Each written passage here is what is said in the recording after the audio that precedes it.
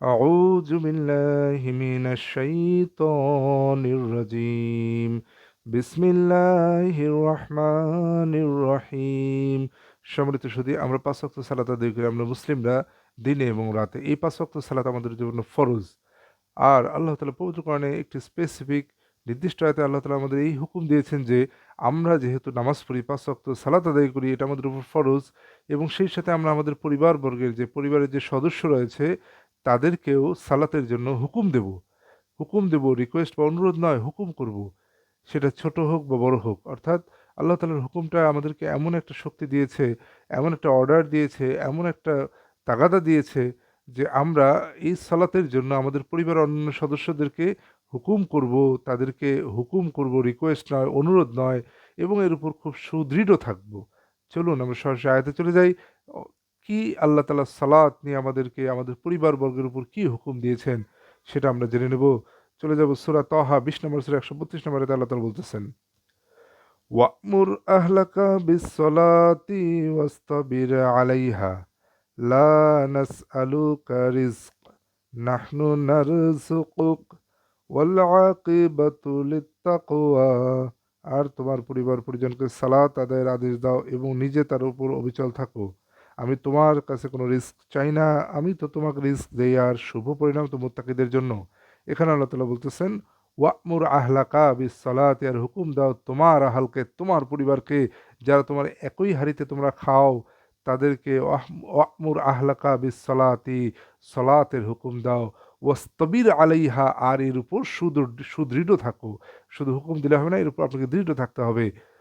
লা নাসআলুকা রিজক, আমরা তোমাদের কাছে কোনো রিস্ক চাই না, নাহনু নারযুকুক, আমরাই তো তোমাদের রিস্ক দেই। ওয়াল আকিবাতু লিত-তাকওয়া, আর শুভ পরিণাম তো তাকওয়াবানদের জন্যই।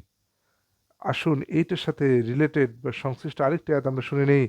সূরা তাহরিম 66 নম্বর সূরা 6 নম্বর আয়াতে আল্লাহ তাআলা বলতেছেন, ইয়া আইয়ুহাল্লাযীনা আমানু কু আনফুসাকুম ওয়া আহলিকুম নারা ওয়াহলিকুম নারা ওয়াকুদুহান নাস ওয়াল হিজারাতু আলাইহা মালাইকাতু গিলাজুন শিদাদুল লা ইয়াসুনাল্লাহা লা ইয়াসুনাল্লাহা মা আমারহুম ওয়া ইয়াফআলুনা মা ইউমারুন। আল্লাহ তাআলা বলছেন, হে ইমানদারগণ, তোমরা নিজেদেরকে, তোমাদের পরিবার পরিজনকে আগুন হতে বাঁচাও, যার জ্বালানি হবে মানুষ আর পাথর, যেখানে রয়েছে নির্মম ও কঠোর ফেরেশতাকুল। আল্লাহ তাদেরকে যে নির্দেশ দিয়েছেন তারা তা সে ব্যাপারে অবাধ্য হয় না, আর তারা তাই করে যা তাদেরকে আদেশ করা হয়।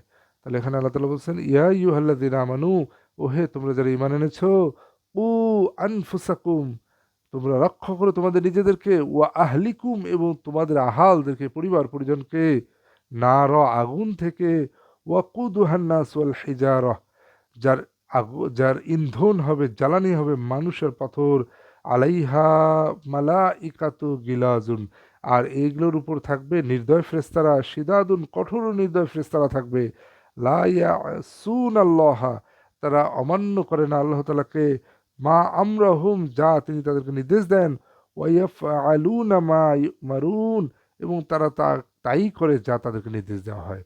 সুতরাং আল্লাহ তাআলা আমাদেরকে সতর্ক করে দিলেন, তোমরা নিজেদেরকে, পরিবার পরিজনকে জাহান্নামের আগুন থেকে রক্ষা করো, যার ইন্ধন হবে মানুষ আর পাথর।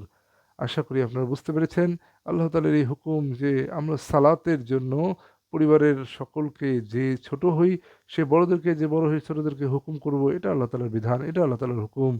আসুন আমরা সবাই সালাতের ব্যাপারে নিজেরা যত্নবান থাকি এবং পরিবারের সদস্যদেরকে এই ব্যাপারে হুকুম দেই।